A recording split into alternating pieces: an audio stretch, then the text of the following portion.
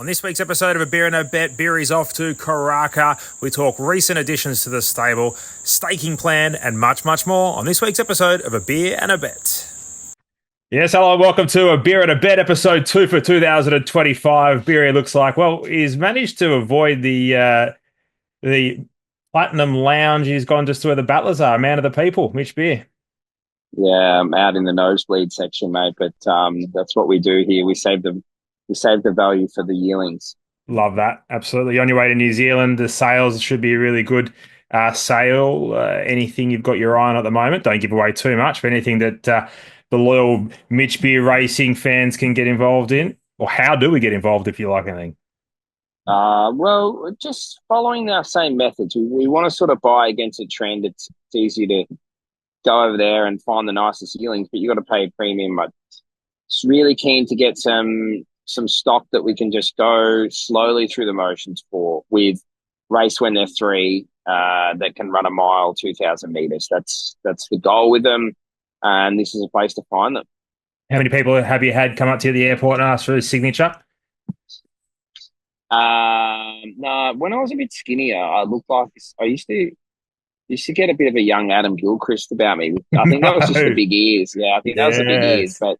But now that I'm just fat and a degenerate provincial horse trainer, I get nothing. In fact, I think my only real claim to fame is that one day during the cricket, Mark Wall was commentating and he referred to Michael Beer as Mitchell Beer, and he said, "Oh no, sorry, Michael Beer. Mitchell Beer is the horse trainer from Albury," and my phone just lit up. That's great. That was my only 15 minutes of fame. Love that. Well, you're doing well. You're famous to us, mate. That's all that really matters. Quick update on Blake Spriggs for all the loyal owners. Where's Spriggsy at? How's he going?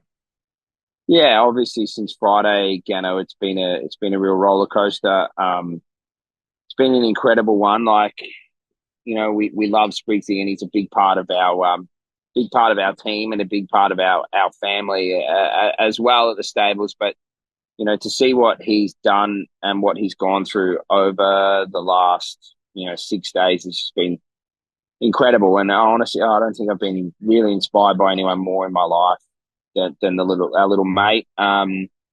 It's been a roller coaster, and we're in a much better position now than where we were Friday. And I spent all Tuesday down there as well. And doctors are pretty happy. They've got him pretty stable. And I went in on Tuesday, and he sort of opened his eyes, and he sort of sat up a bit and give my hand a good squeeze, and just chatting and talking about the horses and stuff. Unfortunately, he's sort of not able to sort of speak in that at the moment, but he certainly knew what was going on. And I just spoke to his brother just before, and his amazing fiance Casey as well. It was just, they've never left his side, and yeah, it's sort of 2 steps forward, 1 step back at the moment, but as I said, mate, we're in a much better position than Friday, and we'll just keep going in the right direction, and being patient and go from there.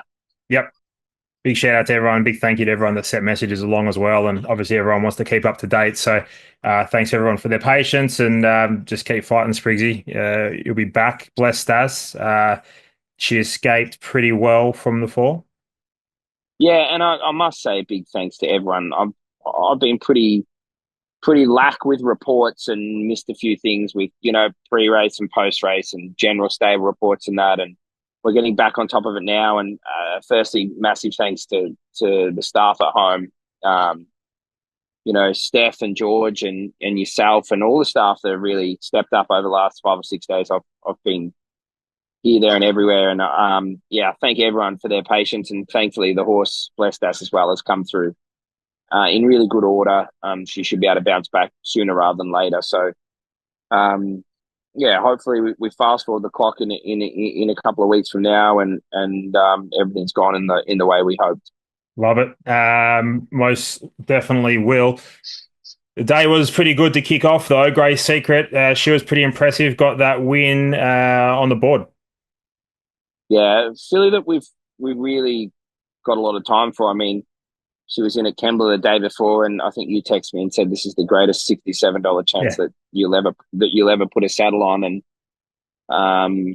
my heart rate went up. I got pretty excited, and then they called the races off about half an hour later, and Yeah. she went around $4 or $5 at Maruya the next day instead. But nice filly.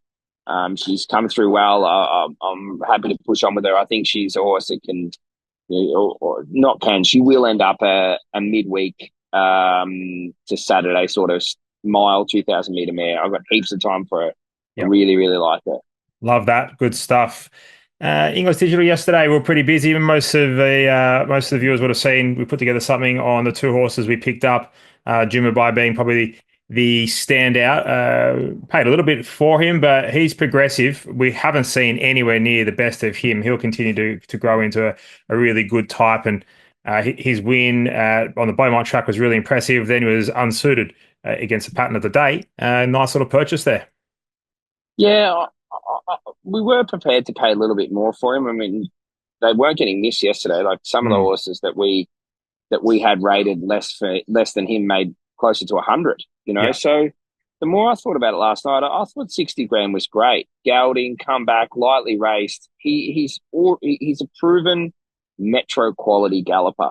So if that gelding procedure improves him a length or two, he's just a dead set walk up midway horse. And the best thing about him is he's been up a long time, and we're gonna geld him, give him a good spell, bring him back.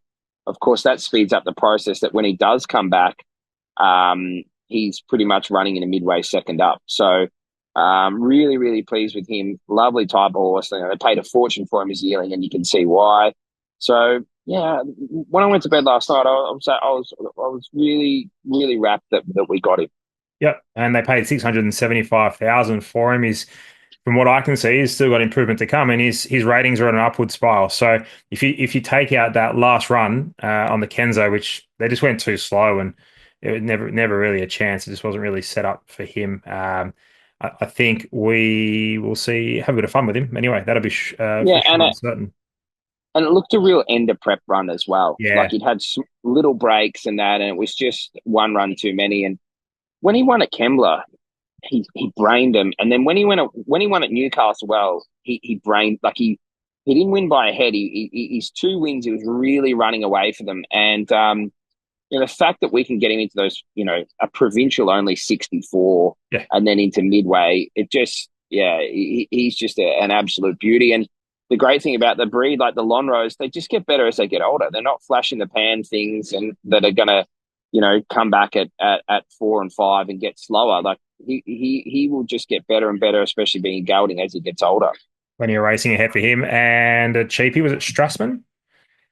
Yeah, Strassman, little sneaky. Only had the one start, ran second at Armadale, but winner came out, won a Class 2 its next start, and then the horse that ran third has won its next start and has won again since. So yeah, I thought it was a really, really good little purchase. 15 grand. He's 3. He's Bob's. He arrives tomorrow straight into work. He's had a good spell. They were trying to get him up and going and send him to Hong Kong. He fell short of that, but I think there's plenty of meat on the bone there. Certainly is, and ran a really good figure. I think absolute no-brainer. In fact, I'd be getting into both, picking up 2.5% of both. That'll probably you probably will end up in both, not by any choice of yours anyway.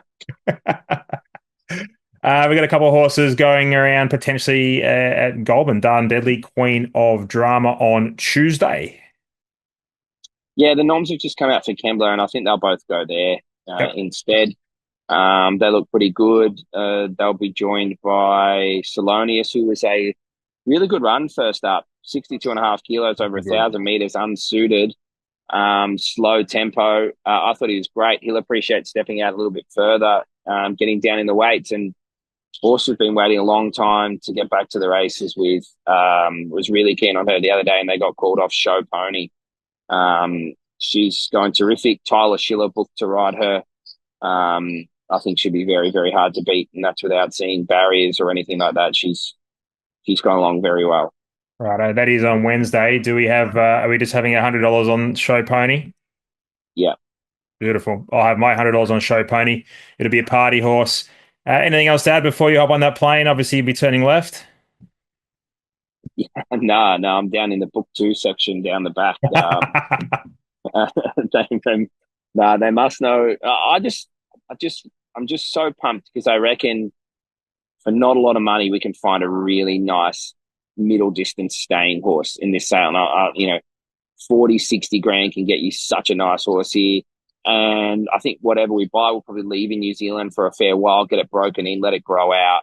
Yeah. The numbers on 3-year-old stakes races that are, from 14 to 2,000 meters plus, the numbers that are Kiwi bred are just unreal. And yeah, we're going to go and have a crack and go from there. So yeah, pretty pumped to get over there and hopefully coming home with an Oaks filly or a Derby colt. Yep. Absolutely cannot wait. If you are keen, steph at mitchbracing.com.au. Let us know. Reserve. Let us know, because if you don't put your name down, there's a fair chance you miss out on one of these, because I'm keen and I'll be taking a little bit, especially if you get that St. Mark's Basilica. Yeah, I see you've given your St. Mark's Basilica had a rest I do. today. You've nearly worn it out since the Magic Million. I So had to wash it. Yeah.